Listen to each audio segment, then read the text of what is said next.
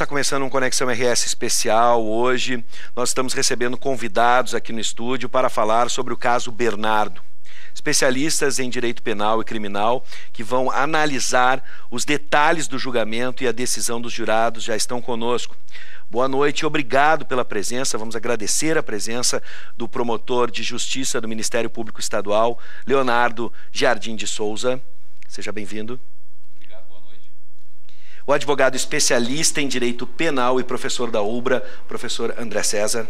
Boa noite, obrigado. E também o advogado criminalista e professor da Pontifícia Universidade Católica, professor da PUC, professor Felipe de Oliveira. Seja bem-vindo. Obrigado, Gustavo. Prazer estar aqui. Bom, vamos começar primeiro. O Tribunal do Júri é instituído no Brasil, para que todos entendam em casa, né?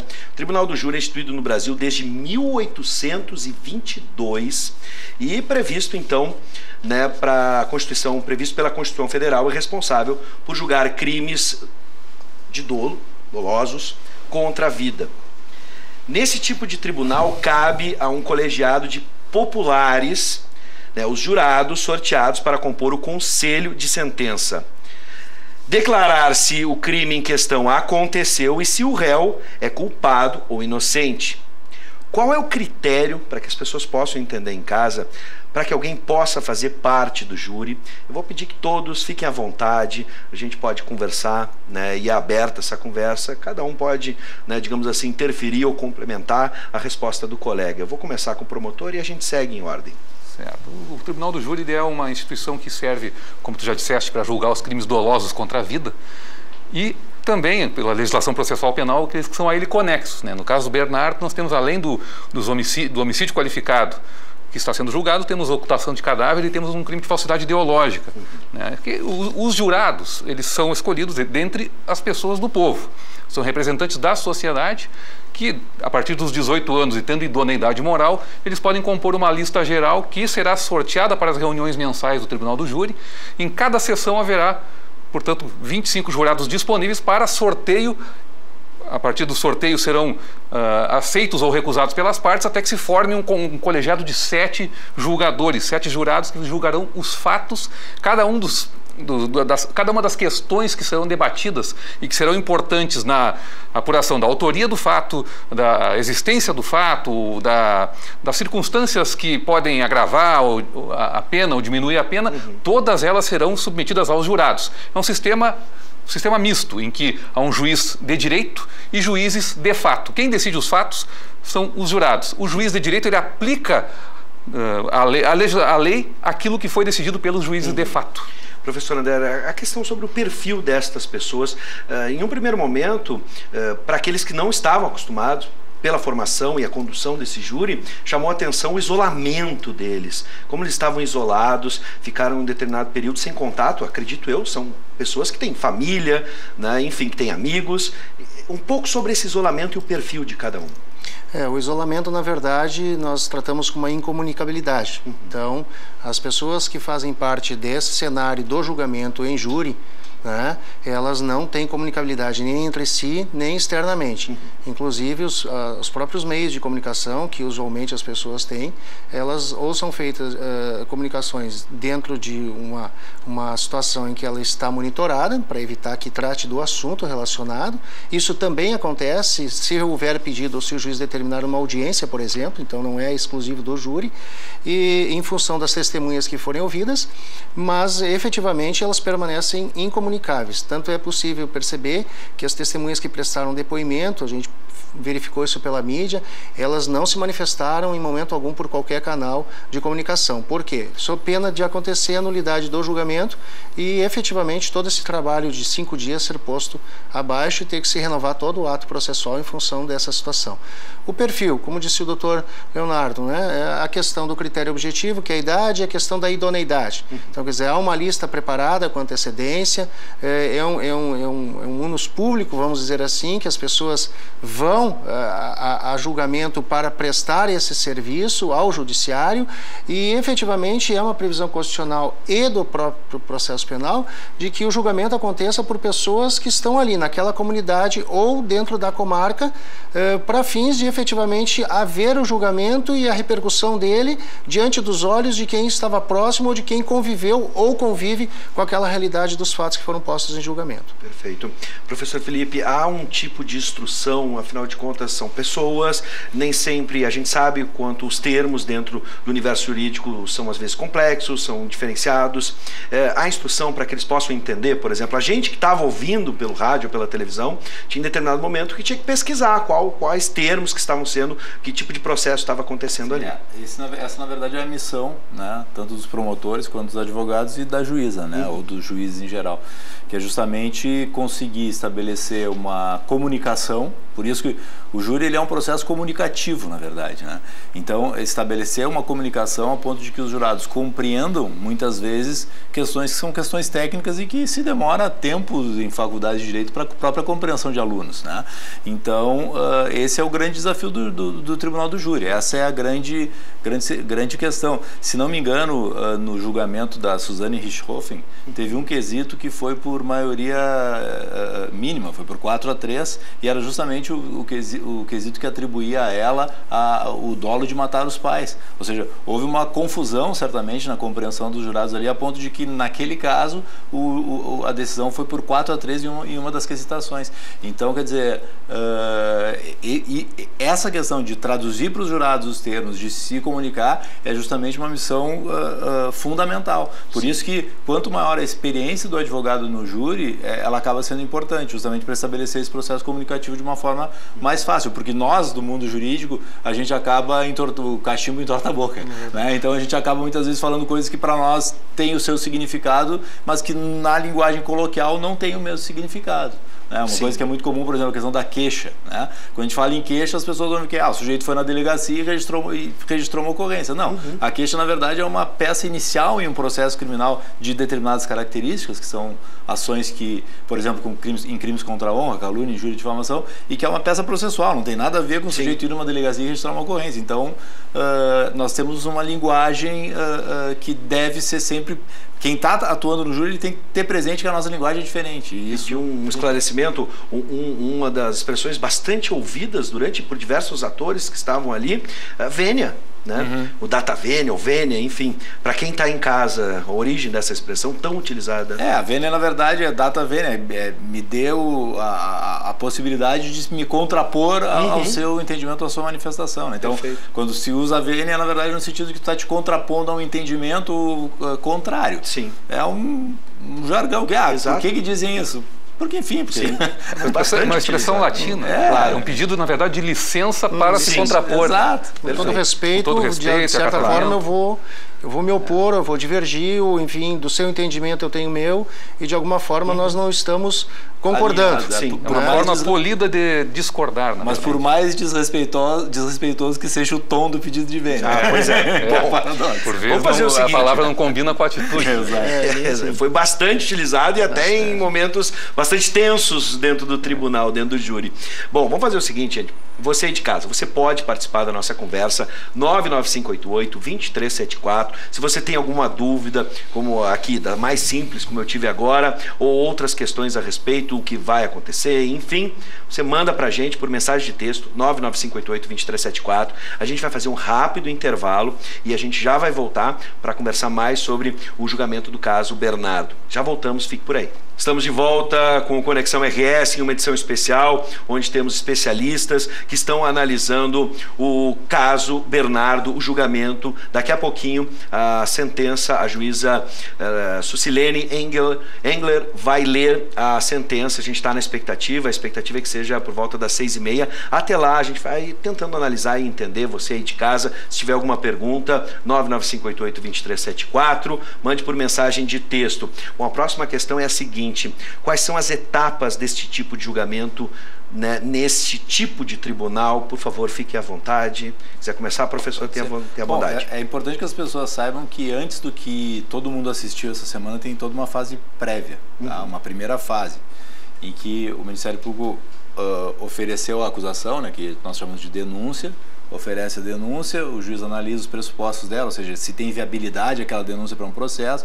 recebe a denúncia e daí se tem toda uma fase em que são ouvidos testemunhas, é produzida prova, são realizados laudos periciais, enfim, né, toda uma fase que nós chamamos de fase de instrução, que é a fase de produção da prova.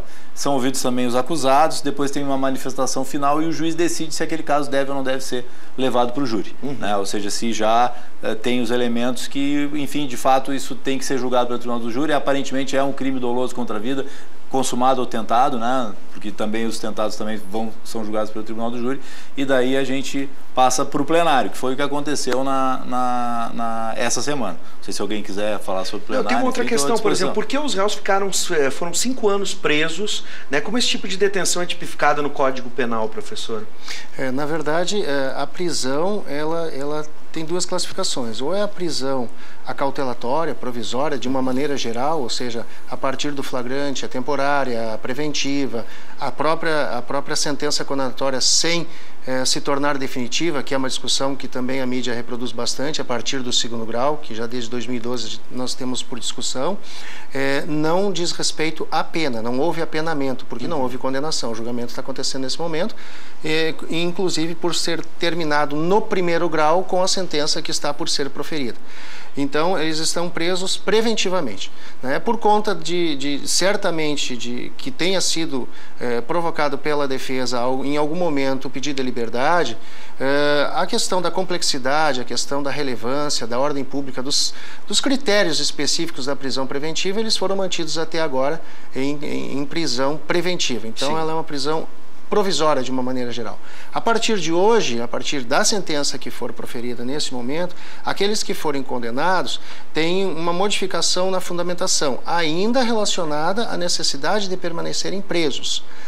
Caso, em alguma das hipóteses, pela questão da quesitação, como o doutor referiu aqui, na modulação da pena, na quantificação, na dosimetria da pena, em algum momento, alguma das penas fixadas para alguns deles, porque há pedido da defesa nesse sentido, né, ficar no limite ou abaixo do que efetivamente, ou estabeleça uma outra possibilidade de cumprimento da pena que não seja rigorosamente da forma em que está fechado por ser preventiva, há a possibilidade tanto de alteração da condição atual de estar preso e inclusive a possibilidade de algum deles, porventura, vir a ser liberado, dependendo da solução da sentença. Nesse caso, promotor, caso o réu seja absolvido após esse longo período preso, ele pode buscar ressarcimento contra o Estado?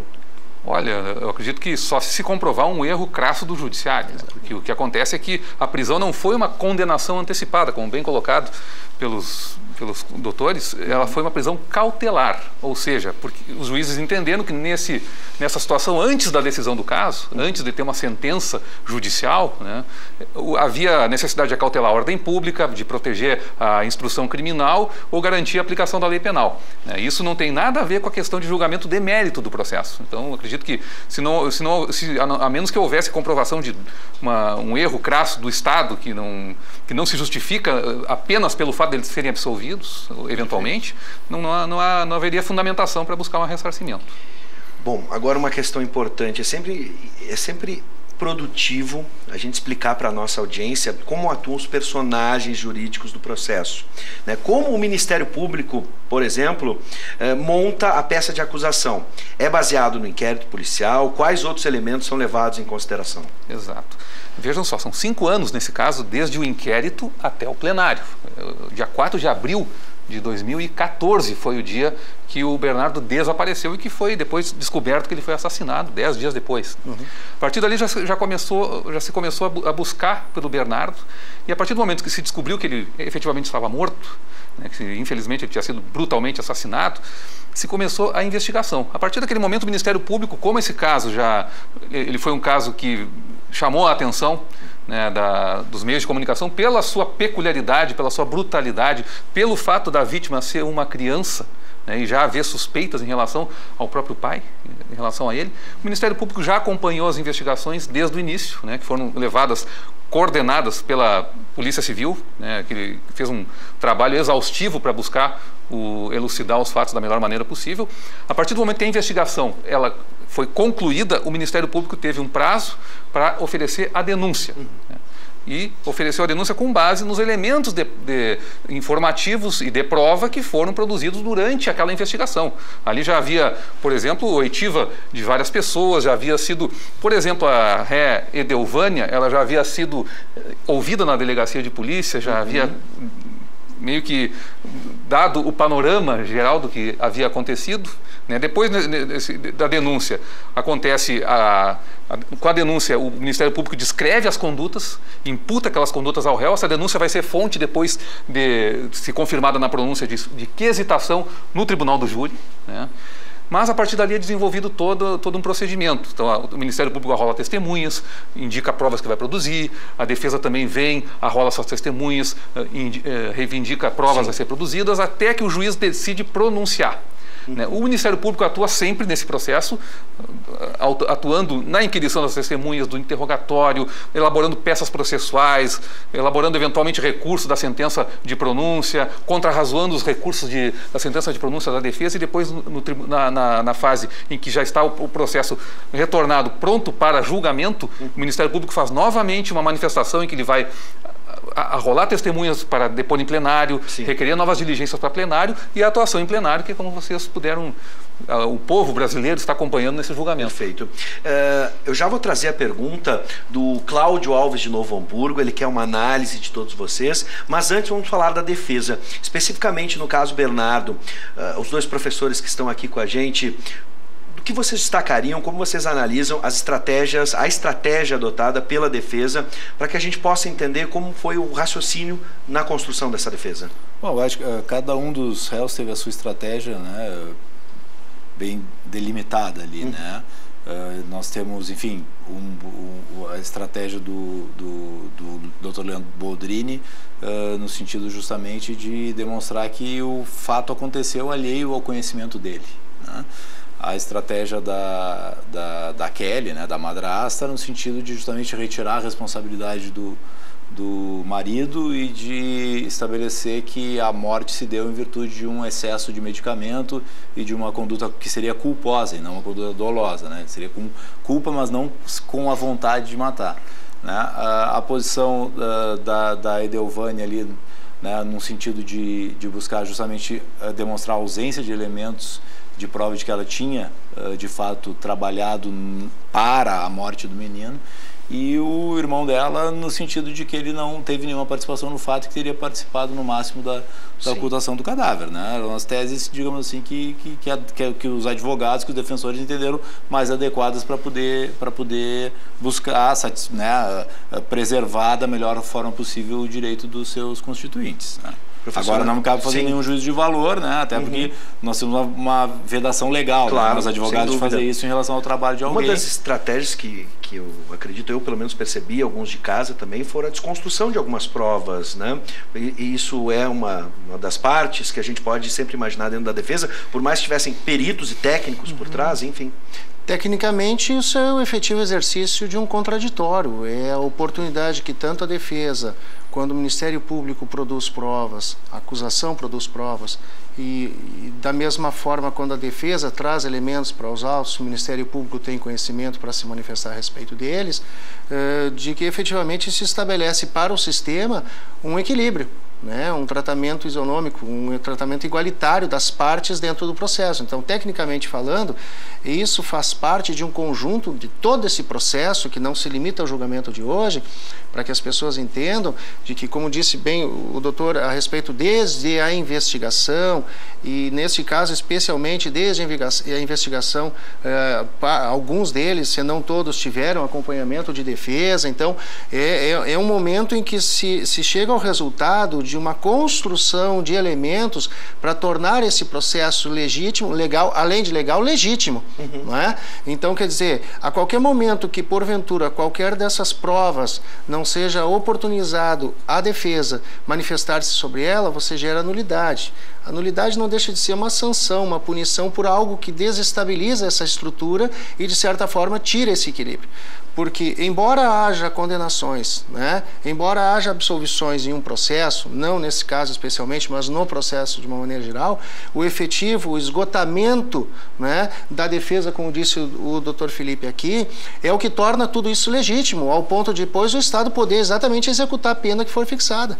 Um exemplo do que aconteceu no julgamento, desculpe, doutor. Pois não? É justamente quando na réplica hoje de manhã os promotores quiseram colocar um vídeo que não estava no processo. Sim, perfeito. A juíza havia determinado, não só pela determinação legal que temos em relação aos 3 dias antes do plenário, ela havia determinado que ela não aceitaria nenhuma espécie de vídeo, né, que não tivesse sido trazido aos autos antes. E os promotores colocaram um vídeo de uma entrevista, né, ou de uma palestra de uma psiquiatra. E justamente naquele momento, né, a defesa se manifestou e a juíza disse, não, isso não está no processo, não pode ser mostrado aos jurados. Para quê? Como diz o doutor André, para preservar o processo, né, para evitar que se tivesse uma nulidade naquele processo com a utilização de uma prova que não tinha sido submetida ao conhecimento da outra parte. É importante essa questão porque a gente está muito acostumado a assistir filmes, né, de júris americanos. E no júri americano a prova pode estar escondida dentro do bolso e aparecer no plenário na hora da decisão. É muito complicado dizer no júri americano, porque são 50 estados e cada estado tem a sua legislação. E tem os júris da novela da Globo também. São piores os americanos da Globo. Né, mas são 50 estados. Mas, em regra, se estabelece justamente isso, essa possibilidade de surgir uma prova no momento do processo, o que não pode pelo nosso sistema. O nosso sistema não admite a surpresa. Então, até 3 dias antes do plenário, tudo que vai aparecer no processo deve ser de conhecimento das partes. Bom, vamos à pergunta então do nosso telespectador que está na tela. Por gentileza, o pessoal está... Aí está. Bom, é de Novo Hamburgo, né? Vamos lá.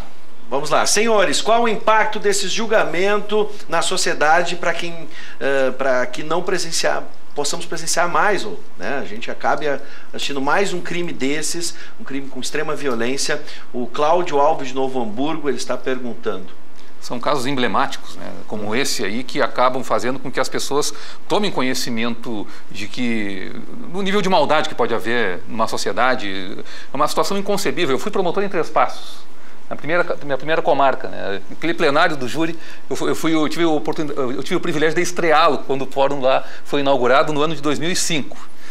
E é uma cidade que jamais se imaginou que ela teria essa projeção nacional por conta de um acontecimento macabro como esse. Então esse tipo de caso ele se torna simbólico na medida em que as pessoas buscam entender a dimensão exata da maldade humana, né, e buscam ver que tipo de consequência aquilo ali vai ter para quem perpetrou aquele fato, né? Então, a partir dali, o debate acaba se estabelecendo.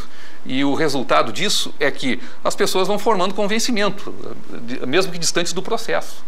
E a mensagem que é transmitida pelos jurados é que esse processo agora é nosso. E nós vamos aqui decidir o que nós compreendemos que aconteceu ou que não aconteceu. O que tem que ficar estabelecido? Uma vez que ficou comprovado, demonstrado suficientemente o grau de responsabilidade de cada um dos agentes, é necessária uma punição exemplar. Porque um réu absolvido, mal absolvido, é tão ruim, na minha opinião, como uma pessoa condenada injustamente. Sim. Porque acaba fazendo com que aquele exemplo não chegue à sociedade de que uma pessoa vai ter a sua punição certa e dura caso venha cometer um crime, sobretudo um crime dessa natureza, um crime que foge aos padrões não digo de normalidade, que nunca o homicídio é algo muito normal, mas aos padrões que a gente costuma ver nos plenários do júri. Né? Um julgamento totalmente diferente que serve também como exemplo. No caso, professores, a gente pode acrescentar também esse fenômeno que estamos observando da mídia participando, né? A gente tem as transmissões direto do tribunal. Como é que vocês avaliam isso? Hoje se fala muito sobre a espetacularização, a mediatização do judiciário. Isso pode, mediante ao resultado, a sentença, como bem disse, ter influência direta, impacto direto, justamente, ou potencializar esse impacto direto através do acompanhamento de todo o processo? Eu acredito que faça parte desse conjunto, porque não há como você retransmitir informações a respeito de determinados casos, como esse, como diz o doutor, emblemático, uma situação assim que choca, que comove, que chama atenção que passa dos limites daquela comunidade através da mídia. Não fosse através da mídia, isso não aconteceria, não é? Mas aí fica o encargo de como isso vai ser interpretado e reproduzido para as pessoas diante do que se diz, do que se fala. Sim. Porque, na verdade, você tem hoje o tribunal transmitindo, quer dizer, não cedeu, tem a impressão que não cedeu a nenhum canal, especialmente o direito de retransmitir um julgamento. Então, você tem o repasse das informações tal qual elas estão acontecendo. Então, a partir daí, sim, aí você tem quem possa interpretar de uma ou de uma outra maneira o debate sobre ser condenado, ser absolvido, a situação a partir da pessoalidade. Mas a transmissão de informações dessa natureza permite, inclusive, nesse aspecto que o doutor comentou, de você tomar por surpresa em determinadas comunidades sobre as quais, e jamais você vai esperar isso de uma comunidade, mas em determinados locais que você entende essa hipótese absolutamente remota, né, de tamanha complexidade, vamos dizer assim, como diz o doutor, sem entrar no mérito, sem entrar na questão do processo em si. Claro. Mas assim como esse, tantos outros. E independente desse ou independente de tantos outros, muitos estão sendo julgados, talvez nesse momento outros júris estejam acontecendo, com fatos tão ou mais graves e que as pessoas não tomam conhecimento. Mas isso faz parte do objeto do júri. Sim. Né? Permitir que as pessoas acessem esse julgamento, vejam, acompanhem, tomem conhecimento sobre o que aconteceu, sobre as consequências, sejam elas de condenação, sejam elas de absolvição, mas os reflexos que isso traz para uma comunidade, até para que ela fique atenta exatamente para determinados sinais de fatos que podem eventualmente vir a ser prevenidos. Esse fato, até para acrescentar, professor, na própria atuação dos personagens que estão ali, a defesa, a promotoria, sabendo que esse caso está sendo acompanhado por milhares de pessoas, né, ao vivo. Eu acho que o grande legado que fica desse caso é justamente essa aproximação do Tribunal do Júri com todas as pessoas, né, com a sociedade.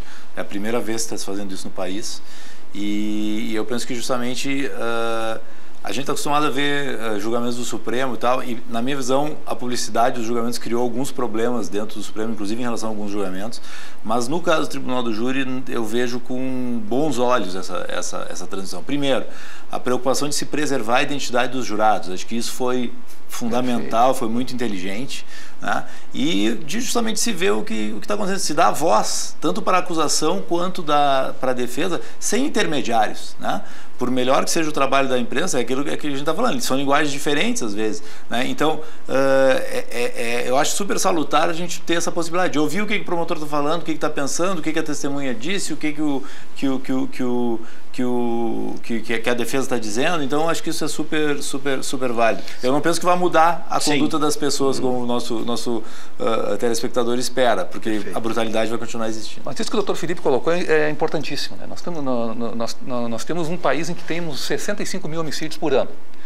As pessoas costumam estar já dessensibilizadas. Exato. Com a vida humana, a perda da vida humana, a perda brutal da vida humana. Se banalizou a morte no Brasil. Com isso aí você tem um caso em que você consegue humanizar uma vítima. Humanizar também os seus algozes, possíveis algozes. Também, sim. Né? E você começar a entender que aquilo ali é da natureza humana e que nós temos que, de alguma maneira, nos tornar menos bárbaros e mais civilizados. E outra coisa importantíssima que vem da publicidade do julgamento é essa questão da fala direta das partes. Né? O promotor falando, a defesa falando e colocando seu ponto de vista, o réu sendo interrogado, as testemunhas sendo ouvidas, o juiz administrando aquilo tudo, a mídia reproduzindo. Isso é fundamental para que a mídia não assuma para si a responsabilidade de fazer o julgamento, que muitas vezes acontece. Né? Sim. Muitas vezes a mídia exige um julgamento. Vou dar um exemplo. Né? Houve uma pressão muito forte para que o Leandro Boldrini fosse processado pela morte da ex-mulher. Verdade. E o Ministério Público, sim, a Polícia Civil e o Poder Judiciário disseram que não, ele não teve responsabilidade nenhuma, que ele foi um suicídio, foi um ato unilateral da parte dela. Mas houve uma pressão da mídia muito forte. E o que foi vendido depois, que foi arquivado pela mídia, foi de uma certa forma não estou dizendo que foi a mídia toda, mas alguns setores da mídia, de que no sentido de que colocaram panos quentes, há divergências, quando na verdade dentro do inquérito, dentro das manifestações da delegada, das manifestações do Ministério Público e do Poder Judiciário, não havia a menor margem para que se pudesse responsabilizar esse réu, né, esse investigado nesse processo. Portanto, ali vai ser, o que for decidido ali foi decidido de uma forma extremamente lisa, escorreita, legítima, dentro daquilo que a lei determina, sem que... Eu tenho certeza que os jurados que estão lá acompanhando tudo, eles estão seguros de que o que eles vão decidir vai ser respeitado. Por quê? Porque tudo está sendo publicizado, todos os pormenores do processo estão sendo colocados na mesa e não há como fazer um julgamento enviesado daquilo ali. Bom, vamos fazer assim mais uma rápida pausa, lembrando que você pode participar da nossa conversa 99588-2374 pelo WhatsApp, mensagem de texto. No próximo bloco, a qualquer momento pode ser divulgado o resultado da sentença do caso Bernardo.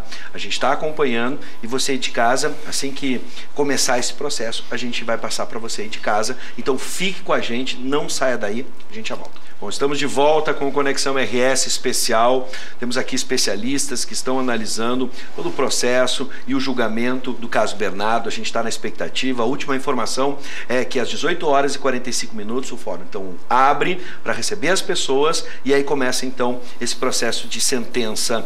Bom, na avaliação de vocês, o tribunal do júri é uma forma, não vou dizer mais justa, mas é uma forma que a gente pode entender como processo de sentença, nesse caso de um crime muito bárbaro, é a melhor forma, a forma mais justa da gente entender esse julgamento, da gente ter a sentença, como funciona em outros países com o Estado democrático de direito. E aqui acrescento a questão da opinião pública, que já foi citada aqui pelo promotor, né? A gente viu que houve um processo, o fórum foi fechado, né, para que as pessoas não pudessem adentrar. A gente viu isolamento, já falamos sobre o isolamento do júri.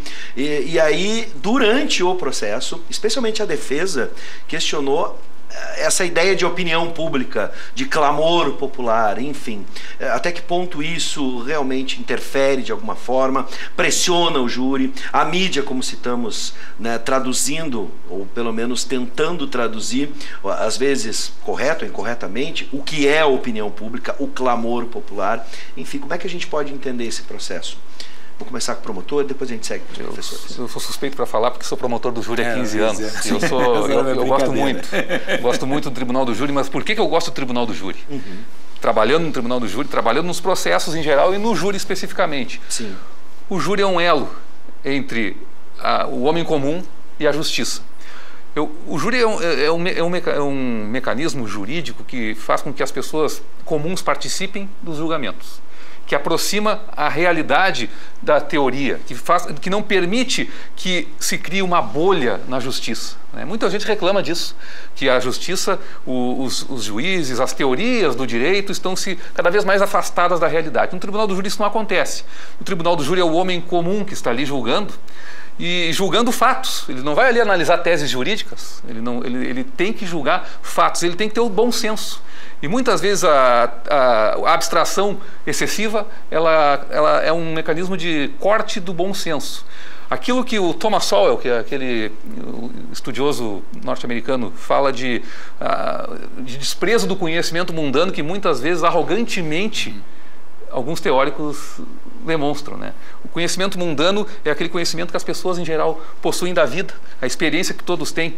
E muitas vezes o sujeito é especialista em alguma coisa e ele acha que ele, por ser especialista em alguma coisa que representa 0,01% daquilo que deve ser conhecido por todos, ele está habilitado a julgar 100% e a colocar o homem comum dentro do seu bom senso. Muitas vezes o bom senso é muito importante, a parte do debate, ou seja, ele quer tutelar a sociedade inteira porque ele tem uma especialidade específica. O Tribunal do Júri, eu costumo participar de sessões de julgamento do Tribunal do Júri e olha, muito poucas vezes, nas algumas centenas de júri que eu já participei, eu achei que algum julgamento não foi justo pelos jurados, independente da qualidade da prova que foi debatida, independente daquilo que um juiz togado faria.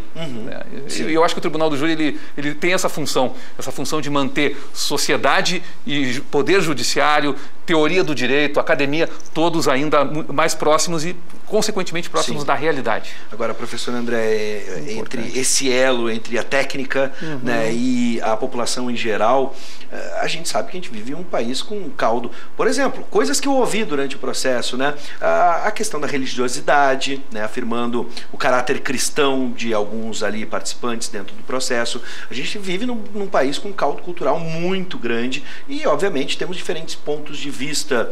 Até que ponto essa questão da opinião pública em geral e aquele que está ali representando pode ter alguma divergência? É possível isso em determinado momento? Claro que sim, até porque em se tratando desse caso em especial, pela repercussão que houve, é impossível você dizer que o jurado que está ali não tenha passado por ele alguma notícia, alguma interferência, de alguma forma ele tenha tomado conhecimento de uma forma ou de outra, até porque são pessoas que moram na região, que estão naquela comunidade, que assim como o doutor que passou por lá tem uma ideia de espanto, de surpresa, ou daqui a pouco de uma situação talvez esperada, em algum momento fosse acontecer por qualquer outro motivo, talvez não por esse. Mas a questão dessa aproximação, e aí é importante que se diga a respeito da defesa e do Ministério Público enquanto acusação, porque o trabalho, o artífice ali, ele tem essa tarefa de fazer que as coisas sejam bem esclarecidas, que elas venham ao jurado de forma tranquila, com serenidade, e tem um desafio muito grande de fazer toda essa parte volumosa do trabalho de prova, da investigação, das questões principais do processo, todo esse aspecto técnico da defesa, o encaminhamento disso para a ideia dos jurados no sentido de acusar ou condenar ou absolver, ou de certa forma modificar aquela acusação inicial, e principalmente delinear isso com os quesitos. Então, o jurado se vê nessa situação de ter essa parte técnica aproximada dele, né? Sim. Como disse o doutor, o doutor aproximou o jurado da questão técnica do juiz. E, de outro lado, nós temos por ofício no júri de trazer que essa parte técnica seja tranquila, seja clara para os jurados, para que ele tenha um bom entendimento e possa chegar a uma solução que tenha relação. Só pena de daqui a pouco a gente ter algo completamente diferente, como o doutor mencionou aqui a respeito do caso da Richthofen e de outras situações. Mas a questão externa, ela realmente é muito significativa. O doutor comentou aqui a respeito dessa situação do inquérito ou da investigação ou do suicídio anterior da mãe do Bernardo, e eu costumo trazer a questão da Boate Kiss em relação a também ter passado por ainda passa por esse processo externo, e de repente você tem uma situação em que há uma pronúncia, como aconteceu neste caso, ou seja, o juiz diz, vai a júri, houve o recurso, chega ao tribunal um recurso, esse recurso vai ser julgado por 3 desembargadores, dos quais um opina de forma diferente e modifica todo o encaminhamento que havia até então. Então aí a gente vê que essa pressão, talvez a palavra pressão não seja mais adequada, mas enfim, essa questão externa, de uma certa maneira, ela tem seus limites também, dentro dessa técnica. Até para ilustrar, e antes de passar para o professor Felipe, o jornalista Carlos Wagner levantou uma questão de que o menino Bernardo não foi ouvido, né, em tudo que passou, naquilo que foi relatado, por exemplo, pela acusação, em determinado momento, sobre a ausência do pai, enfim, a comunidade observando isso, porque a figura, abre aspas, do médico, como em outras profissões, aqui vamos botar também profissões ligadas ao direito, no interior do estado é sempre uma profissão muito respeitada pela população. Leandro Boldrini é médico, para quem não sabe, e aí teria essa influência, olha, médico fazer isso, as pessoas não imaginam como surpresa, como disse o professor, enfim, para ilustrar esse ponto de vista, até que já foi respondido pelo professor André. Mas acrescentando, professor Felipe, na sua análise sobre o júri e sobre outras possibilidades, isso é uma característica do nosso direito, ele é reproduzido ou é diferenciado em outros países? Em geral, a gente vai ter nos países a instituição do júri, né, em alguns países com uma amplitude maior ainda, não só em relação a questões criminais ou questões dolosas contra a vida, até em relação a questões de indenizações. Muitas vezes o júri haverá processos formados dessa forma, os jurados que decidem, né? O sistema anglo-saxão muito trabalha dessa forma. E eu na verdade sou um pouco crítico em relação ao júri, né? Eu penso que tem algumas coisas no júri que acho que não estão muito adequadas ao nosso tempo, né? E que deveria se estabelecer para que fosse mais democrático ainda, né? Por exemplo, a primeira questão que tu levantasse hoje no programa, a questão da escolha dos jurados, né? A gente tem uma lista anual, né? E a partir dessa lista anual tem os sorteios mensais. Isso, na verdade, essa fixação já pré-estabelecida dos jurados durante esse tempo gera um problema, né? E aqui não é nenhuma crítica em termos de estratégia ou não, mas inegavelmente gera uma aproximação, por exemplo, do promotor da comarca com aqueles jurados que naquele ano aparecem muitas vezes em várias sessões do tribunal do júri, e um distanciamento do advogado que eventualmente não é daquela comarca e nunca viu nenhum daqueles jurados, né? Então isso, na verdade, de certa forma, para mim, meio que de certa forma, que estabelece de partida um pequeno desequilíbrio, né? Porque, e a outra questão é que a forma de decisão, ela autoriza justamente uma decisão vinculada a questões da empatia ou em relação a questões dessa influência externa que a gente não tem como saber. Né? Por quê? Porque as decisões não são fundamentadas. Elas não podem ser fundamentadas porque eles são leigos, enfim. Mas os leigos podem escrever ou estabelecer qual é o elemento do processo, qual é o elemento de convicção que lhe deu, por que o senhor se convenceu dessa forma. O nosso sistema, ele não admite a conversa entre os jurados, né? Os jurados respondem sim ou não, é isso que está se falando agora. Que hesitação, como é que funciona? A juíza faz a pergunta, o sujeito recebe 2 cédulas, uma dizendo sim e uma não. Sim. Ele coloca sim numa urna, na urna que vale, e o não na urna que não vale, né? Então, eu me lembro no caso dos Nardoni, né? Uma comentarista que escreve, enfim, inclusive livros, e ela acompanhou todo o julgamento. Aí ela foi entrevistada após e ela disse o seguinte: não, a razão pela qual os jurados condenaram foi porque os jurados se convenceram da questão do luminol, foi uma perícia lá para demonstrar, né? Ela não tem como dizer isso, porque a gente não sabe qual é o elemento de convicção do jurado. E essa é a minha grande crítica, na verdade, porque não tem como eles fundamentarem de uma forma juridicamente sustentável ou com uma linguagem jurídica, óbvio que não, mas nas empresas a gente vai ter atuações de grupos, né? Vamos fazer uma atividade aqui em que nós vamos escrever alguma coisa. Não teria nenhum problema para se estabelecer isso, né? As pessoas, de uma forma sintética, simples, dizerem o que as convenceu. Para a própria pessoa que seja julgada e condenada, saiba por que ela foi condenada, ou para a pessoa que vier a ser absolvida, para que o Estado saiba por qual razão a pessoa foi absolvida, né? Eu penso que essa é a minha grande crítica. Não, é pertinente realmente o que o Dr. Felipe coloca, né? Mas do jurado, né? Embora ele possa ser influenciado pela opinião pública, ele possa sofrer toda uma série de influências, ele tem uma diferença entre o jurado e aquele sujeito lá que está assistindo o julgamento pelo YouTube e começa a escrever um monte de bobagem ali, um monte de besteira, demonstra sua total ignorância de tudo que está acontecendo. Acho que quem assistiu pelo YouTube algum trecho viu cada coisa que Nossa Senhora. Porque o jurado, ele tem a responsabilidade. Então ele vai estar ali sentindo-se obrigado a ouvir tudo que está acontecendo. Há 5 dias lá em Interespaços, eles estão sendo bombardeados com informações, com versões, com interpretações daquilo tudo que tem num processo que por 5 anos vem tramitando desde o inquérito, com 9.000 páginas, não sei quantos volumes. Então o jurado, ele tem ele não é uma reprodução daquele sujeito do YouTube. É um sujeito que está ali com o seu nome, né, na lista de jurados, com o seu nome entre os eleitos para julgar aquele caso, escolhidos, sorteados, escolhidos, não recusados, pelo menos, para julgar aquele caso. Então ele se sente engajado, né, na busca da justiça. Né? Isso é importantíssimo. É evidente que, como todo sistema humano, como todo que é feito por seres humanos, não há sistema perfeito. Sempre há como aperfeiçoar. Eu acredito até que essa questão da incomunicabilidade entre os jurados poderia ser revista. Incomunicáveis com o mundo externo, mas entre eles, para decidir, para debater, porque são os juízes que vão decidir um colegiado, como é um tribunal de justiça, por exemplo, como é nos Estados Unidos, em que tem que ter unanimidade. Não diria que precisaria ter unanimidade aqui no júri brasileiro, mas que o jurado pudesse fazer uma trocar ideias com seus pares que estão na mesma situação que ele, que é uma situação angustiante, de ter que decidir um caso, sobretudo um caso de altíssima responsabilidade como esse aí. Claro que isso poderia ser aperfeiçoado.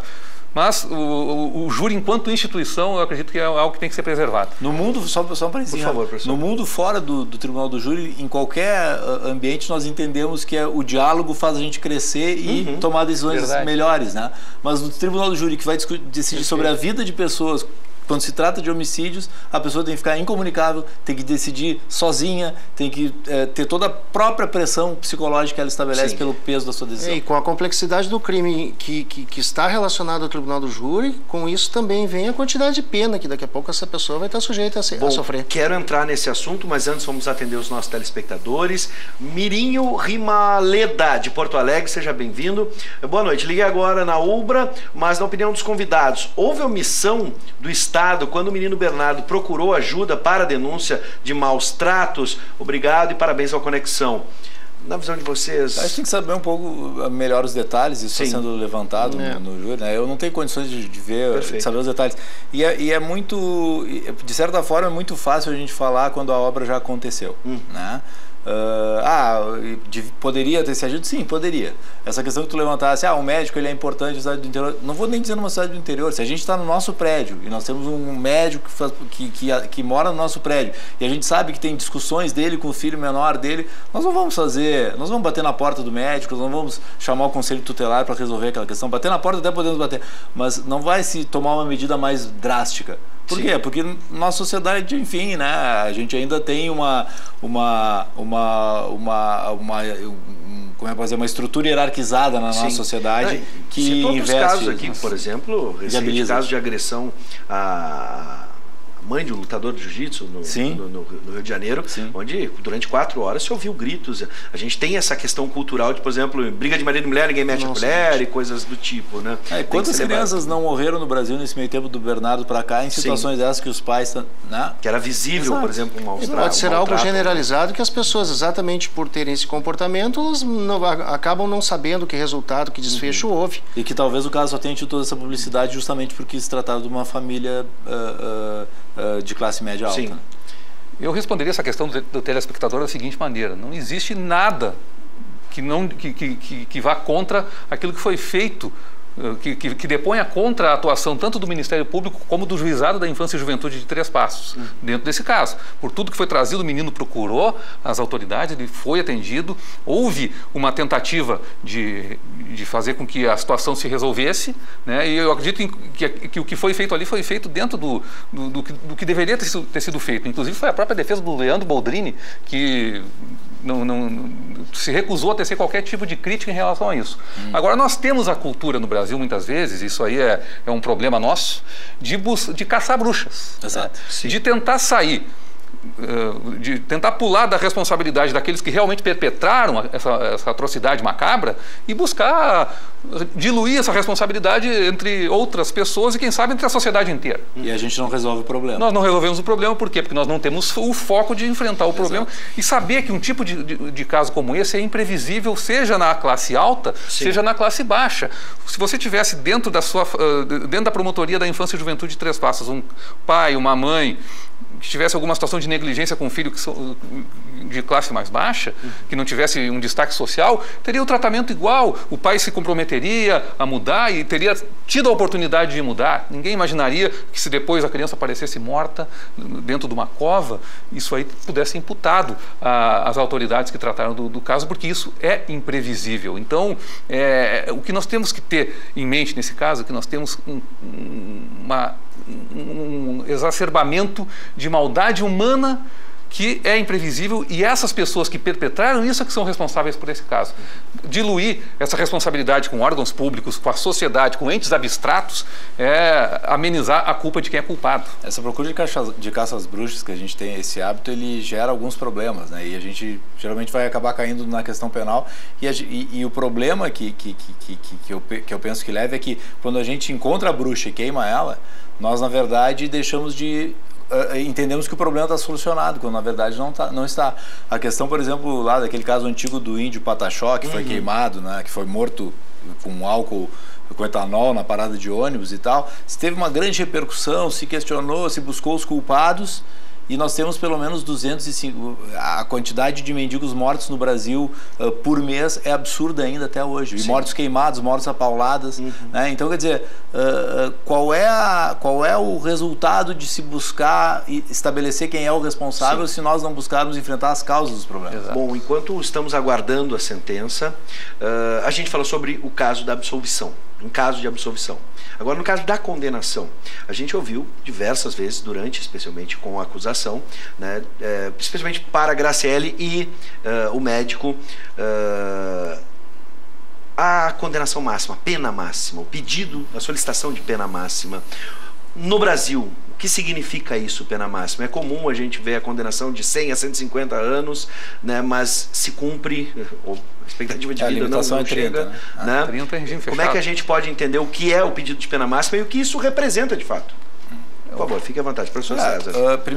A primeira questão, né? Isso é um pouco de retórica no momento da sessão, tá? Por quê? Porque os jurados não definem a pena. Quem define a pena é o juiz. Sim. Os jurados acolhem as teses, mas quem vai fixar a pena é o juiz, né? Então, essa verbalização da acusação é no sentido, condenem por tudo que a gente está pedindo. Né? Então, na verdade, seria ali o homicídio qualificado, a falsidade ideológica? Falsidade ideológica para ele. Acusação de cadáver que é 3 anos a máxima. Falsidade ideológica era documento privado, é 3 anos. E o homicídio qualificado é 30, mas tem uma causa de aumento. Tem causa de aumento, pode aumentar até metade. Até metade. Então, ele tem 45, 46, 47, 48, 49, 50 e 51, talvez. Para o Leandro Boldrini. Para o Leandro Boldrini, né? Isso seria o máximo, né? Pelo menos é o que eu consigo enxergar, mais ou menos. Mas, claro, tudo que, né, uma matemática não é nem uma conta, não é nem de padeiro. Até porque essa questão da pena máxima, chegar ao topo, máxima mesmo, isso, via de regra, não é a generalidade dos casos. Claro que não. É que são casos excepcionalistas. Estamos considerando bem, como disse o doutor, aquele pedido, aquela finalização do Ministério Público em relação a que os jurados dessem a pena máxima, na verdade, ela traz uma carga valorativa que é reconhecer tudo o que está sendo pedido. Porque, como disse o doutor Felipe, o Felipe disse, né? Não é o jurado que vai definir a pena. O encargo dele fica ao delimitar os critérios que vão levar o juiz a fixar essa pena. Ele vai reconhecer, em primeiro lugar, a materialidade, ou seja, o crime ou os crimes que foram cometidos. Em seguida, vem se realmente houve participação, houve autoria e de que forma houve participação. Em seguida, para o caso da Graciele, da defesa foi publicizado a tentativa de desclassificar, então entra aí para ela um quesito específico, que é a possibilidade de o jurado reconhecer e tirar então o julgamento do júri, do jurado, e aí depois sim vem uma pergunta direta que se o jurado absolve o réu em relação aos crimes. A partir daí vai se trabalhar com a possibilidade de alguma diminuição de pena, com as qualificadoras, porque as qualificadoras estão agregadas ao tipo penal básico, que é o homicídio, e que o jurado também vai ter que responder se todas as quatro qualificadoras estão presentes, que é do motivo torpe em função da questão da herança e talvez a questão de ter alcançado o dinheiro dos R$6.000, o motivo fútil porque ficou registrado pela prova e na denúncia que teria a referência de que o menino seria um estorvo na nova Constituição Familiar, a ocultação do cadáver e para o Leandro Boldrini ainda a falsidade ideológica em função da ocorrência policial que ele teria prestado pelos aparecimentos da vítima também. E aí exatamente, a dissimulação, perdão, e mais a dissimulação em função de terem dito que o menino iria para um benzimento e tal, e depois a questão de aplicar a medicação para que ele não tivesse qualquer problema na viagem. Bom, a gente já está com imagens, eu estou vendo aqui, a direção pode me ajudar. Como é que está? Vai ser proferida a sentença agora? Parece. Atenção. Etc. Deixa eu ver aqui. Já vamos lá. Nós vamos então ao vivo até a cidade de Três Passos. A juíza Sucilene Engler vai começar a ler a sentença. Vamos assistir a partir de agora. Incisos 1, 2, 3 e 4 e parágrafo 4º, segunda parte do Código Penal, conforme disposto no artigo 1º, inciso 1, da Lei 8.072/90, no artigo 211, caput, do Código Penal, e artigo 299, caput, do mesmo Estatuto Repressivo. Graciele Ugolini, já qualificada nos autos, foi denunciada e pronunciada como em curso nas sanções do artigo 121, parágrafo 2º, incisos 1, 2, 3 e 4, e parágrafo 4º, segunda parte do Código Penal, conforme artigo 1º, inciso 1, da Lei 8.072/90, e no artigo 211, caput, do mesmo Estatuto Repressivo. Edelvânia Virganovics, já qualificada nos autos, foi denunciada e pronunciada como em curso nas sanções do artigo 121, parágrafo 2º, inciso 1, 3 e 4, e parágrafo 4º, segunda parte do Código Penal, conforme artigo 1º, inciso 1 da Lei 8.072/90 e no artigo 211, caput do Código Penal. Evandro Virganovics, já qualificado nos autos, foi denunciado e pronunciado como em curso nas sanções do artigo 121, parágrafo 2º, incisos 3 e 4, e parágrafo 4º, segunda parte do Código Penal, conforme artigo 1º, inciso 1 da Lei 8.072/90, do artigo 211, caput do Código Penal. Adoto até aqui o relatório juntado aos autos. Nesta data, os acusados foram submetidos a julgamento pelo Tribunal de Júri, sendo que o Conselho de Sentença reconheceu, por maioria, a. Em relação ao réu Leandro Boldrini, a existência dos delitos descritos nos fatos 1. Homicídio, 2. Ocultação de cadáver e 3. Falsidade ideológica da denúncia e da respectiva autoria, afastando a tese defensiva de negativa de autoria. Também reconheceu por maioria, quanto ao delito de homicídio, fato 1, as qualificadoras de motivo torpe, artigo 121, parágrafo 2º, inciso 1 do Código Penal, mediante paga e promessa de recompensa, artigo 121, parágrafo 2º, 1 do Código Penal, motivo fútil, artigo 121, parágrafo 2º, inciso 2 do Código Penal, emprego de veneno, artigo 121, parágrafo 2º, inciso 3 do Código Penal, mediante dissimulação, artigo 121, parágrafo 2º, inciso 4 do Código Penal, e a causa de aumento de pena prevista no artigo 121, parágrafo 4º, segunda parte do Código Penal, crime praticado contra pessoa menor de 14 anos. Quanto à ré Graciele Ugolini, a existência dos delitos descritos nos fatos 1. Homicídio e 2. Ocultação de cadáver, 2. Da denúncia e a respectiva autoria, afastando a tese defensiva quanto ao primeiro fato de desclassificação por homicídio culposo. Também reconheceu por maioria, quanto ao delito de homicídio, fato 01, as qualificadoras do motivo torpe, artigo 121, parágrafo 2º, inciso 1 do Código Penal, mediante paga e promessa de recompensa, parágrafo 2º, inciso 1 do Código Penal, motivo fútil, parágrafo 2º, inciso 2 do Código Penal, emprego de veneno, parágrafo 2º, inciso 3 do Código Penal, mediante dissimulação, parágrafo 2º, inciso 4 do Código Penal, e a causa de aumento de pena prevista no artigo 121, parágrafo 4º, segunda parte do Código Penal.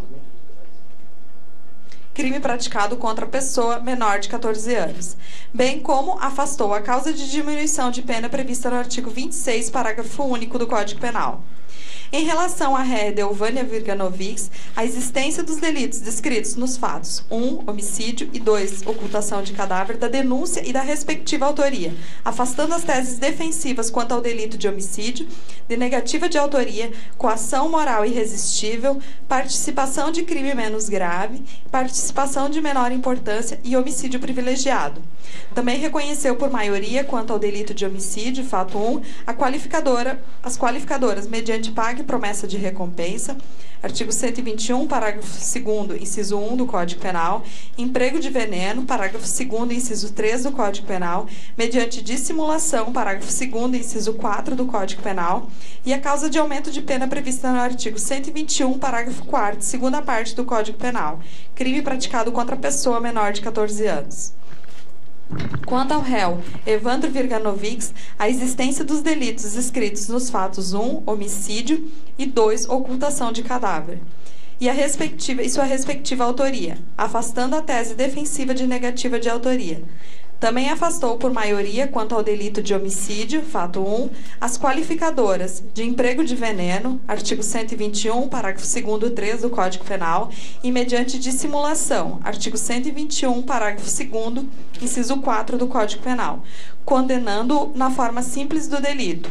Por fim, reconheceu a causa de aumento de pena prevista no artigo 121, parágrafo 4º, segunda parte do Código Penal, crime praticado contra a pessoa menor de 14 anos. Diante de todo exposto, declaro condenados os réus Leandro Boldrini, como incurso nas sanções do artigo 121, parágrafo 2º, inciso 1, 2, 3 e 4, e parágrafo 4º, segunda parte, todos do Código Penal, conforme artigo 1º, inciso 1 da Lei 8.072/90, no artigo 211, caput, também do Código Penal, e no artigo 299, caput, do mesmo Estatuto Repressivo.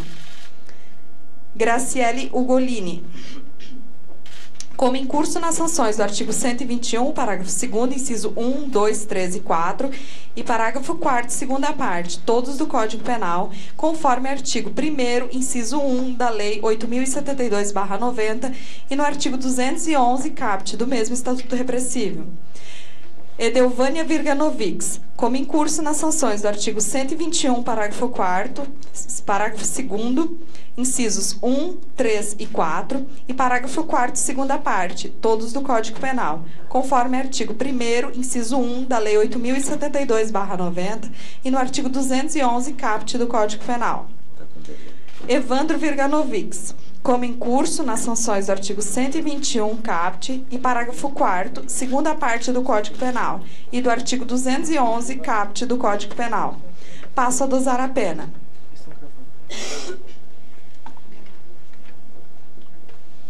Réu Leandro Boldrini. Primeiro fato, homicídio qualificado. Primeira fase da dosimetria, circunstâncias judiciais do artigo 59 do Código Penal.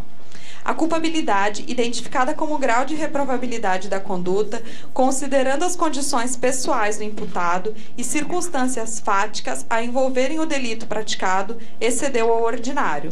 Nessa senda, aponto que as peculiaridades do caso concreto evidenciam a necessidade de maior censurabilidade do agente, na medida em que o acusado e a madrasta, a Graciele, perpetravam atos de violência psicológica e humilhação contra a vítima, conforme se infere especialmente nos vídeos extraídos do telefone celular do acusado, folha 4225/4230. Destaco ainda que o réu, em vez de proteger a vítima, seu filho, o qual estava sob seus cuidados, obrigava-o a pedir desculpas à madrasta, se mostrando conivente com as ameaças de morte proferidas por ela em face de Bernardo. Essa conduta do réu é incompatível com a figura paterna, merecendo maior reprovação, na medida em que deveria ter dado maior proteção e atenção ao filho, sobretudo após o suicídio da mãe, o que não fez. Há também de se considerar que, além de pai, o acusado trabalhava na área da saúde, onde impera com mais vigor o princípio da proteção ao direito à vida. Assim, tenho que a reprovabilidade destas condutas é exigida, sendo a culpabilidade do réu mais acentuada, o que justifica um aumento de pena em 1 ano e 6 meses de reclusão. Com relação aos antecedentes, verifico que o réu é tecnicamente primário, consoante certidão de antecedentes de folha 8354 e 8355. A conduta social do réu foi abonada, conforme depoimento das testemunhas Lori Heller, Maria Lúcia Cremonese, Rosângela Andréia Pinheiro, Luiz Omar e Marilise Cecília Rentes, em plenário, justificando uma redução da pena em 1 ano e 6 meses de reclusão.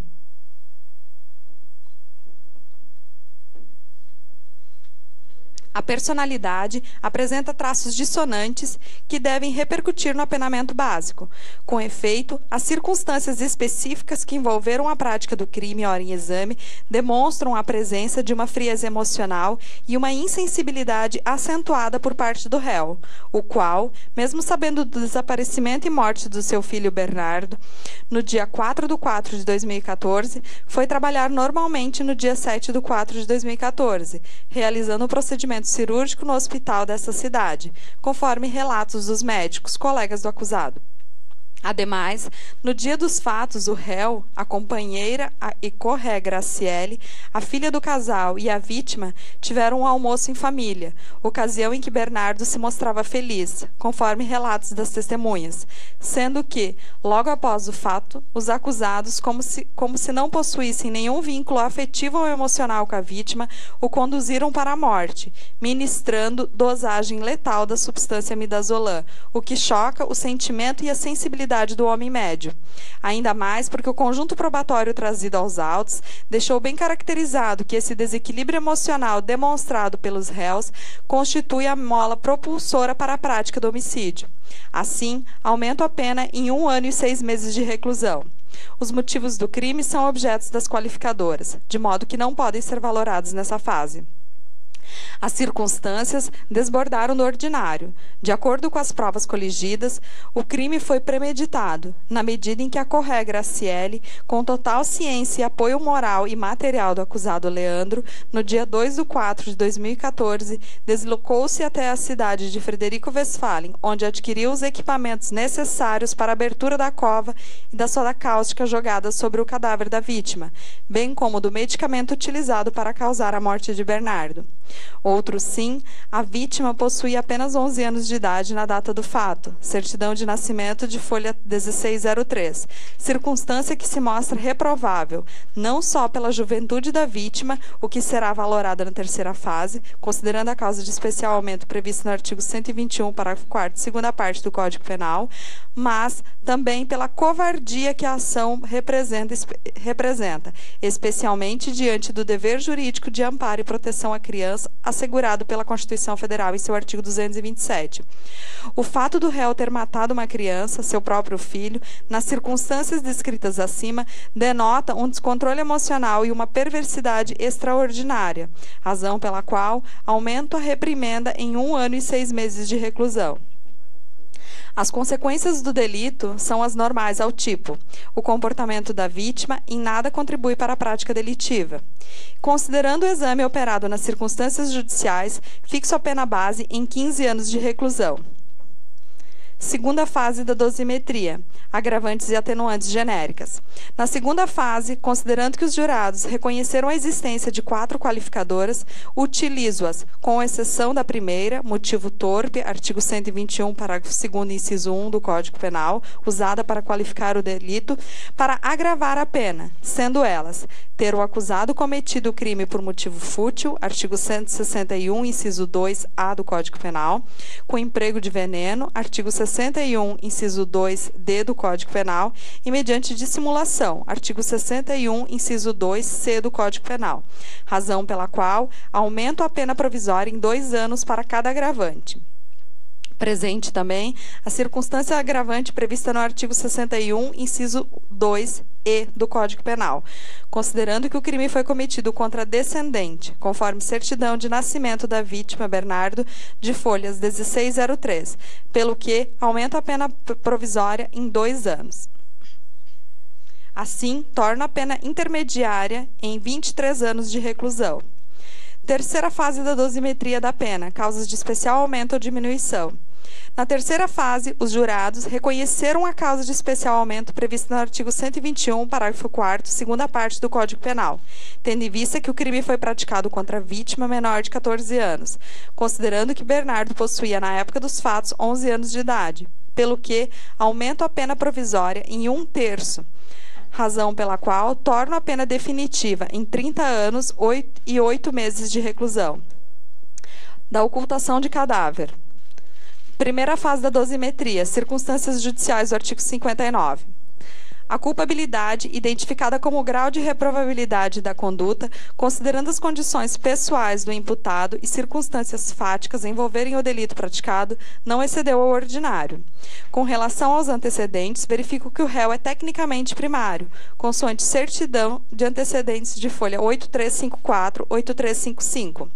A conduta social do réu foi abonada, conforme depoimento das testemunhas Lori Heller, Maria Lúcia Cremonese, Rosângela Andréia Pinheiro, Luiz Omar e Marilise Cecília Renz, em plenário, justificando uma redução da pena em 2 meses de reclusão. A personalidade apresenta traços dissonantes que devem repercutir no apenamento básico. Com efeito, as circunstâncias específicas que envolveram a prática do crime, ora em exame, demonstram a presença de uma frieza emocional e uma insensibilidade acentuada por parte do réu, o qual, mesmo sabendo do desaparecimento do filho e a morte do seu filho Bernardo no dia 4/4, foi trabalhar normalmente no dia 7/4. Realizando um procedimento cirúrgico no hospital dessa cidade, conforme relatos dos médicos colegas do acusado. Ademais, no dia dos fatos, o réu, a companheira e co-ré Graciele e a filha do casal e a vítima tiveram um almoço em família, ocasião em que Bernardo se mostrava feliz, conforme relatos das testemunhas, sendo que logo após o fato, os acusados, como se não possuíssem nenhum vínculo afetivo ou emocional com a vítima, o conduziram para a morte, ministrando dosagem letal da substância midazolam, o que choca o sentimento e a sensibilidade do homem médio. Ainda mais porque o conjunto probatório trazido aos autos deixou bem caracterizado que esse desequilíbrio emocional demonstrado pelos réus constitui a mola propulsora para a prática do homicídio. Assim, aumenta a pena em 2 meses de reclusão. Os motivos do crime são comuns à espécie. As circunstâncias não desbordaram do ordinário. As consequências do delito são as normais do tipo. O comportamento da vítima em nada contribuiu para a prática delitiva. Considerando o exame operado nas circunstâncias judiciais, fixo a pena base em 1 ano de reclusão e 10 dias multa. Segunda fase da dosimetria, agravantes e atenuantes genéricas.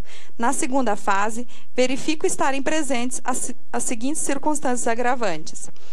Artigo 62, inciso 4 do Código Penal, na medida em que o réu participou do crime mediante paga e promessa de recompensa, eis que efetuou o pagamento de R$6.000 em dinheiro por interposta pessoa a co-ré Edelvânia Virganovics, além da promessa de auxílio financeiro para aquisição de um imóvel. Artigo 61, inciso 2b do Código Penal, tendo em vista que a ocultação de cadáver foi cometida para assegurar a impunidade do crime de homicídio. Artigo 61, 2, a linha H do Código Penal, considerando que o crime foi cometido contra a criança, visto que a vítima Bernardo possuía 11 anos de idade ao tempo do fato, conforme certidão de nascimento de folha 1603. Artigo 61, inciso 2, a linha E do Código Penal, visto que o crime foi cometido contra descendente do réu, certidão de nascimento de folha 1603. Assim, aumento a pena provisória em 3 meses para cada circunstância agravante, razão pela qual torna a pena intermediária em 2 anos de reclusão e 18 dias de multa. Terceira fase da dosimetria, causas de especial aumento ou diminuição. Na terceira fase, ausentes causas de especial aumento e diminuição da pena, pelo que torna a pena definitiva em 2 anos de reclusão e 18 dias multa. Terceiro fato, falsidade ideológica. Primeira fase da dosimetria, circunstâncias judiciais do artigo 59. A culpabilidade, identificada como grau de reprovabilidade da conduta, considerando as condições pessoais do imputado e circunstâncias fáticas envolverem o delito praticado, não excedeu ao ordinário. Com relação aos antecedentes, verifique que o réu é tecnicamente primário, consoante certidão de antecedentes de folha 8357 e 8355. A conduta social do réu foi abonada, conforme depoimento das testemunhas Lore, Maria, Rosângela, Luiz Omar e Marilise Cecília, em plenário, justificando uma redução da pena em 2 meses de reclusão. A personalidade apresenta traços dissonantes que devem repercutir no apenamento básico. Com efeito, as circunstâncias específicas que envolveram a prática do crime, ora em exame, demonstram a presença de uma frieza emocional e uma insensibilidade acentuada por parte do réu, o qual, mesmo sabendo do desaparecimento e morte de seu filho Bernardo no dia 4/4, foi trabalhar normalmente no dia 7, realizando o procedimento cirúrgico no hospital dessa cidade, conforme relatos dos médicos, colegas do acusado. Ademais, no dia da morte da vítima, o réu, a companheira e co-ré Graciele, a filha do casal e a vítima, tinham um almoço em família. ocasião em que Bernardo se mostrava feliz, conforme relatos das testemunhas, sendo que logo após o fato, os acusados, como se não possuíssem nenhum vínculo afetivo ou emocional com a vítima, o conduziram para a morte, ministrando dosagem letal da substância midazolam, o que choca o sentimento e a sensibilidade do homem médio, ainda mais porque o conjunto probatório trazido aos autos deixou bem caracterizado que esse desequilíbrio emocional demonstrado pelos réus constitui a mola propulsora para a prática do homicídio. Assim, aumenta a pena em 2 meses de reclusão. Os motivos do crime são comuns à espécie. As circunstâncias não desbordaram do ordinário. As consequências do delito são as normais ao tipo. O comportamento da vítima em nada contribuiu para a prática delitiva. Considerando o exame operado nas circunstâncias judiciais, fixo a pena base em 1 ano de reclusão e 10 dias multa. Segunda fase da dosimetria. Na segunda fase, inexistem circunstâncias agravantes e atenuantes, de modo que resta a pena intermediária mantida em 1 ano de reclusão e 10 dias multa. Terceira fase. Na terceira fase, ausentes causas de especial aumento e diminuição da pena, pelo que torna definitiva a pena em 1 ano de reclusão e 10 dias multa. Por fim, reconheço configurado o concurso material, artigo 69 do Código Penal, entre os delitos, porque essas condutas criminosas praticadas pelos réus são absolutamente autônomas. Assim, as penas privativas de liberdade aplicadas para os delitos devem ser somadas, de sorte que sua condenação definitiva recai na pena de 33 anos e 8 meses de reclusão. Quanto à pena de multa, considerando que as penas do segundo e do terceiro fatos devem ser somadas, segundo infere-se no artigo 72 do Código Penal, totalizando 28 dias multa, à razão de um terço do salário mínimo nacional, considerando sua situação econômica. Regime de cumprimento. Fixo o regime inicialmente fechado nos termos do artigo 33, parágrafo 2º, a linha A do Código Penal e do parágrafo 1º do artigo 2º da Lei 8.072/90. Ainda com relação ao regime de pena, considerando o disposto no artigo 387, parágrafo 2º do Código de Processo Penal, com redação dada pela Lei 12.736/12, deverá ser observado que o réu permaneceu preso preventivamente no período entre 13 de 4 de 2014 até a presente data, totalizando 1.797 dias. Todavia, deduzido o período de pena já cumprido do total fixado, resta cumprir período de pena superior a 8 anos, na forma do artigo 33, parágrafo 2º-A do Código Penal, pelo que vai mantido o regime inicial fechado. Reconheço a hediondez do crime de homicídio praticado pelo réu, forte no artigo 1º, inciso 1 da Lei 8.072/90. Da ré Graciele Ugolini. Primeiro fato, homicídio qualificado. Primeira fase, dosimetria. Culpabilidade identificada como o grau de reprovabilidade da conduta, considerando as condições pessoais da imputada e circunstâncias fáticas a envolverem o delito praticado, excedeu o ordinário. Nessa senda, aponto que as peculiaridades do caso concreto evidenciam a necessidade de maior censurabilidade do agente, na medida em que a acusada e o corréu Leandro perpetravam atos de violência psicológica e humilhação contra a vítima, conforme se infere, especialmente nos vídeos extraídos do telefone celular do corréu Leandro, folhas 4225 e 4230. Destaco ainda que a ré, em vez de proteger a vítima, seu enteado, o qual estava sob seus cuidados, proferiu contra ele ameaças de morte. Essa conduta da ré merece maior reprovação, na medida em que deveria ter dado proteção e atenção à vítima, sendo a culpabilidade da ré mais acentuada, o que justifica o aumento de 1 ano e 6 meses de reclusão. Com relação aos antecedentes, verifico que a ré é tecnicamente primária. A conduta social da ré não foi desabonada. A personalidade apresenta traços dissonantes que devem repercutir no apenamento básico. Com efeito, as circunstâncias específicas que envolveram a prática do crime, ora em exame, demonstram a presença de uma frieza emocional e uma insensibilidade acentuada por parte da ré. No dia da morte de Bernardo, a ré, o corréu, a filha do casal e a vítima tiveram um almoço em família, ocasião em que Bernardo se mostrava feliz, conforme relatos das testemunhas. sendo que logo após o fato, os acusados, como se não possuíssem nenhum vínculo afetivo ou emocional com a vítima, o conduziram para a morte, ministrando dosagem letal da substância midazolam, o que choca o sentimento e a sensibilidade do homem médio, ainda mais porque o conjunto probatório trazido aos autos deixou bem caracterizado que esse desequilíbrio emocional demonstrado pelos réus constitui a mola propulsora para a prática do homicídio. Assim, aumenta a pena em 1 ano e 6 meses de reclusão. Os motivos do crime são objetos das qualificadoras, de modo que não podem ser valorados nessa fase. As circunstâncias desbordaram do ordinário. De acordo com as provas coligidas, o crime foi premeditado, na medida em que a Correia Graciele, com total ciência e apoio moral e material do acusado Leandro, no dia 2/4 de 2014, deslocou-se até a cidade de Frederico Westphalen, onde adquiriu os equipamentos necessários para a abertura da cova e da soda cáustica jogada sobre o cadáver da vítima, bem como do medicamento utilizado para causar a morte de Bernardo. Outro sim, a vítima possuía apenas 11 anos de idade na data do fato, certidão de nascimento de folha 1603, circunstância que se mostra reprovável não só pela juventude da vítima, o que será valorado na terceira fase, considerando a causa de especial aumento prevista no artigo 121, parágrafo 4º, segunda parte do Código Penal, mas também pela covardia que a ação perpetrada, especialmente diante do dever jurídico de amparo e proteção à criança, assegurado pela Constituição Federal em seu artigo 227. O fato da ré ter matado uma criança nas circunstâncias escritas acima denota um descontrole emocional e uma perversidade extraordinária, razão pela qual aumenta a reprimenda em 1 ano e 6 meses de reclusão. As consequências do delito são as normais ao tipo.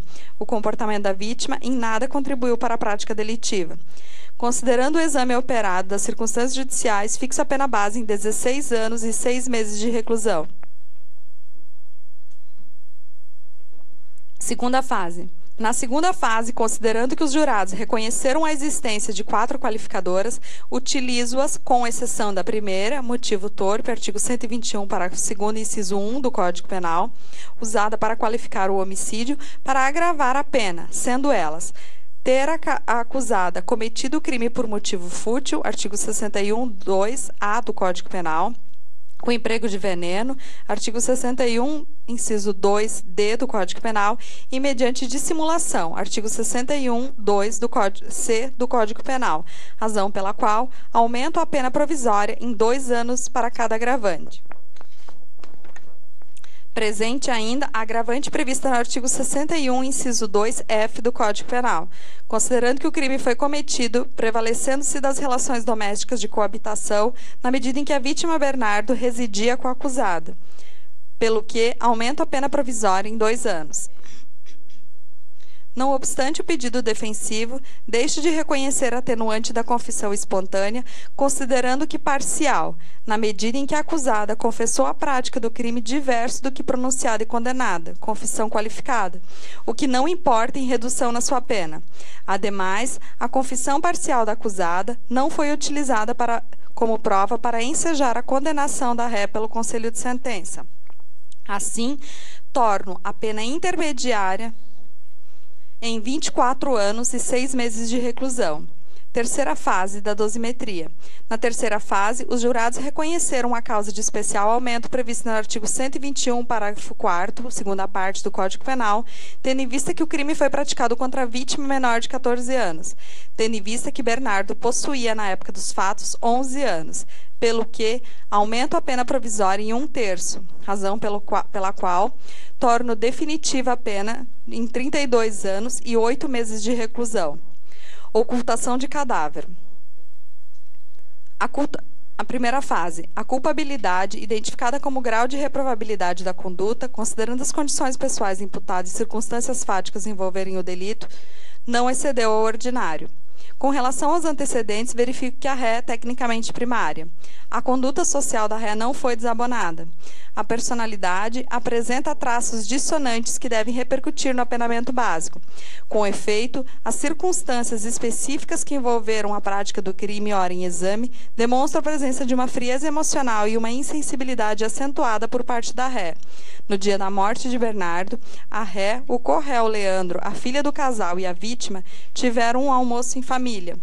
ocasião em que Bernardo se mostrava feliz, conforme relatos das testemunhas, sendo que logo após o fato, os acusados, como se não possuíssem nenhum vínculo afetivo ou emocional com a vítima, o conduziram para a morte, ministrando dosagem letal da substância midazolam, o que choca o sentimento e a sensibilidade do homem médio, ainda mais porque o conjunto probatório trazido aos autos deixou bem caracterizado que esse desequilíbrio emocional demonstrado pelos réus constitui a mola propulsora para a prática do homicídio. Assim, aumenta a pena em 2 meses de reclusão. Os motivos do crime são normais à espécie. As circunstâncias não desbordaram do ordinário. As consequências do delito são as normais ao tipo. O comportamento da vítima em nada contribuiu para a prática delitiva. Considerando o exame operado às circunstâncias judiciais, fixo a pena base em 1 ano e 2 meses de reclusão e 12 dias multa. Segunda fase. Na segunda fase, verifico estarem presentes as seguintes circunstâncias agravantes. Artigo 62, inciso 1 do Código Penal, na medida em que a ré participou do crime mediante paga e promessa de recompensa, eis que efetuou o pagamento de R$6.000 em dinheiro à Corré Edelvânia, além da promessa de auxílio financeiro para a aquisição de um imóvel. Artigo 61, inciso 2b do Código Penal, tendo em vista que a ocultação de cadáver foi cometida para assegurar a impunidade do crime de homicídio descrito no primeiro fato. Artigo 61, 2h do Código Penal, considerando que o crime foi cometido contra a criança, visto que a vítima Bernardo possuía 11 anos de idade ao tempo do fato, conforme certidão de nascimento constante à folha 1603. Artigo 61, inciso 2F do Código Penal. Eis que o crime foi cometido, prevalecendo-se das relações domésticas de coabitação, na medida em que a vítima Bernardo residia com a ré e o corréu Leandro Boldrini, pai da vítima. Aumento a pena provisória em 3 meses de reclusão para cada circunstância agravante. Presente também a atenuante da confissão espontânea, prevista no artigo 65, 3 do Código Penal, considerando que a ré confessou, durante a sessão de julgamento, ter ocultado o cadáver da vítima, razão pela qual reduz em 3 meses de reclusão.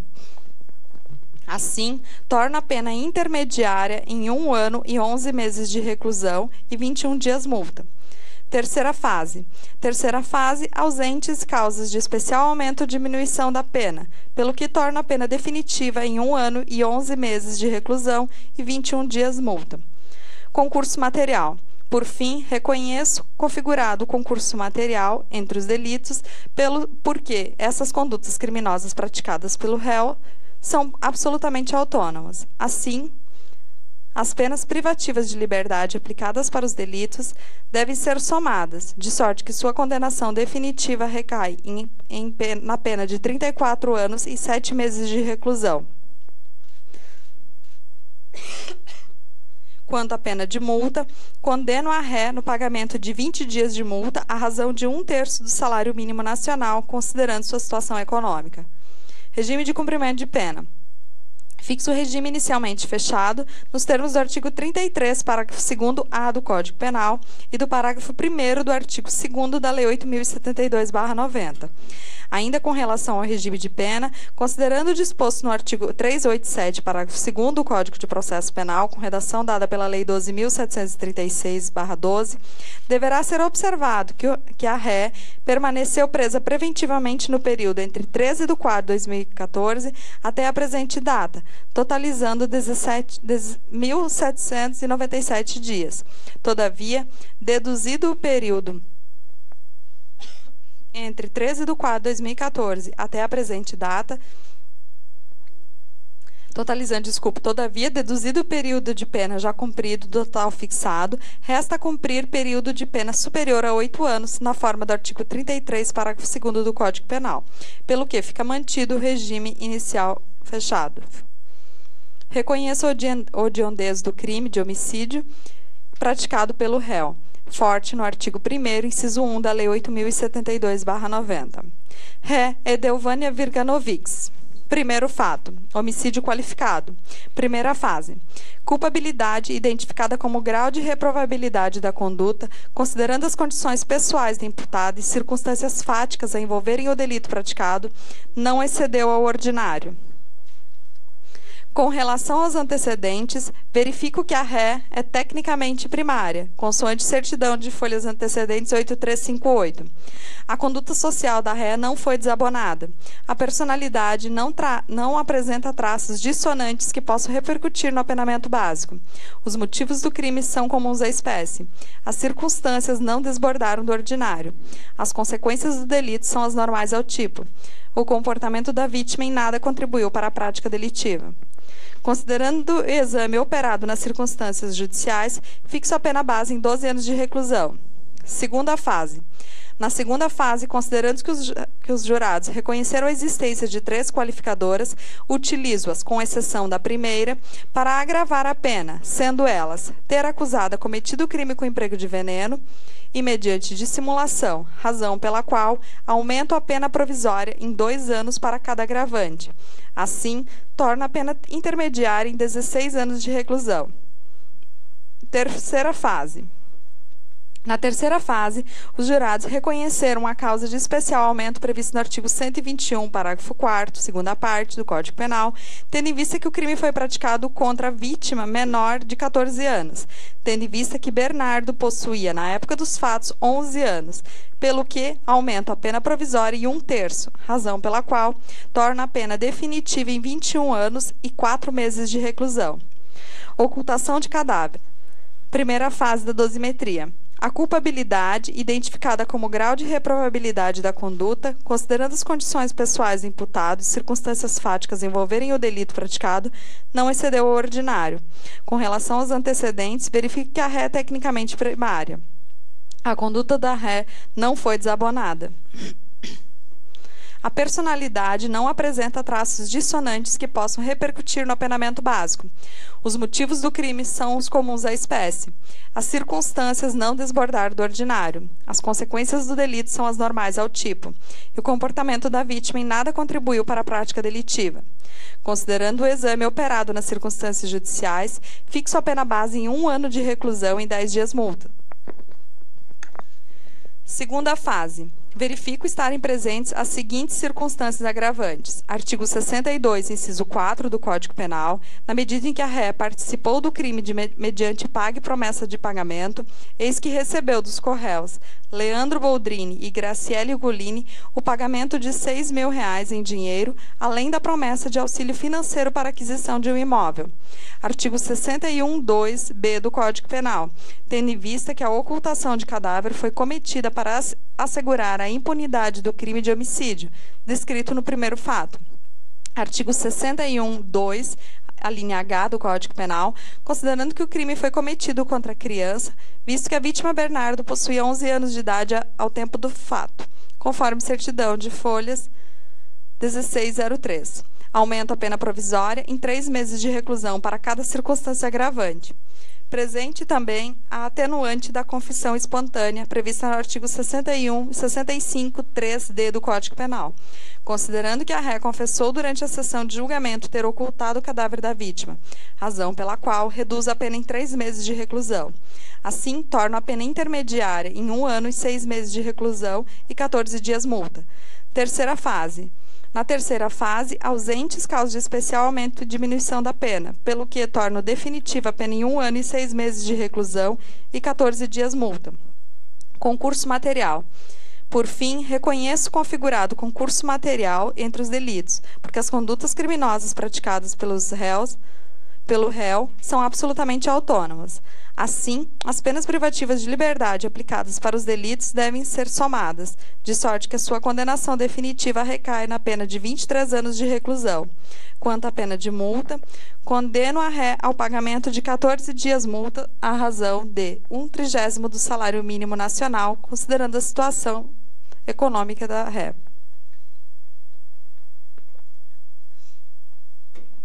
Regime de cumprimento. Fixo o regime inicialmente fechado nos termos do artigo 33, parágrafo 2º-A do Código Penal e do parágrafo 1º do artigo 2º da Lei 8.072/90.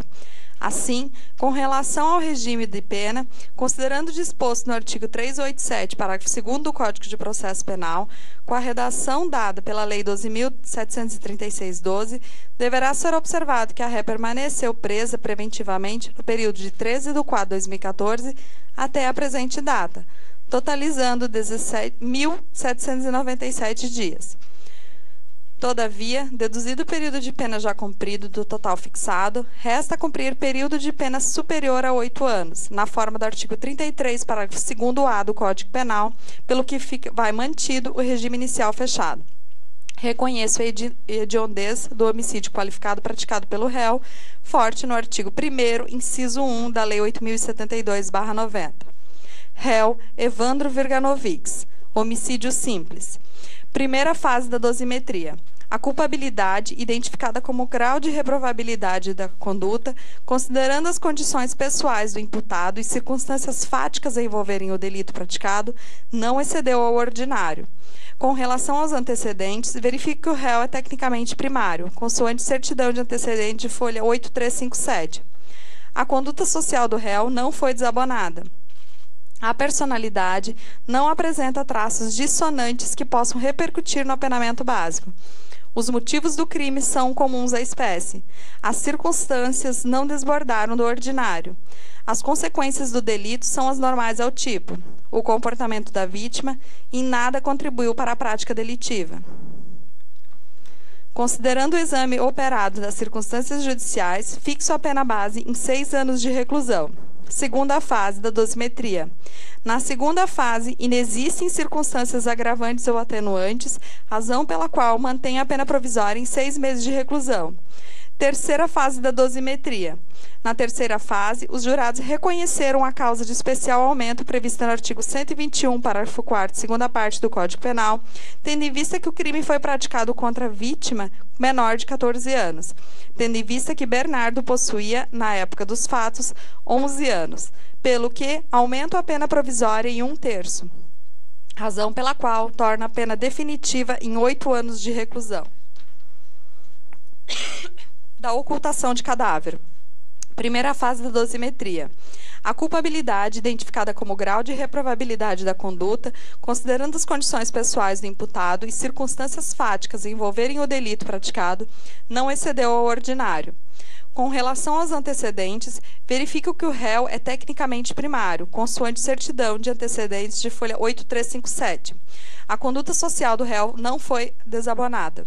A personalidade não apresenta traços dissonantes que possam repercutir no apenamento básico. Os motivos do crime são comuns à espécie.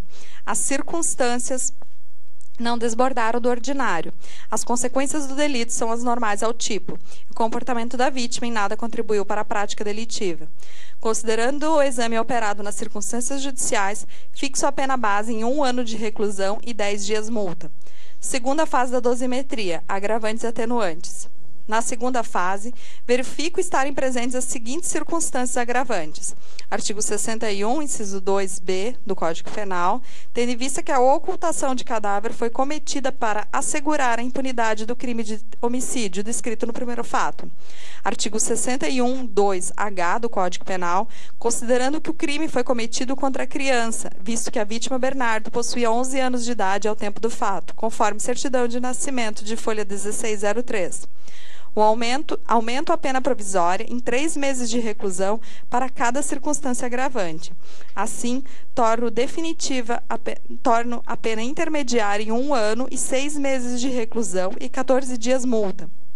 Terceira fase da dosimetria. Na terceira fase, ausentes causas de especial aumento e diminuição de pena, pelo que torna a pena definitiva em 1 ano e 6 meses de reclusão e 14 dias multa. Por fim, reconheço configurado concurso material entre os delitos, porque essas condutas criminosas praticadas pelo réu são absolutamente autônomas. Assim, as penas privativas de liberdade aplicadas para os delitos devem ser somadas, de sorte que sua condenação definitiva recai na pena de 9 anos e 6 meses de reclusão. quanto à pena de multa, condena o réu no pagamento de 14 dias multa à razão de 1/30 do salário mínimo nacional, considerando sua situação econômica.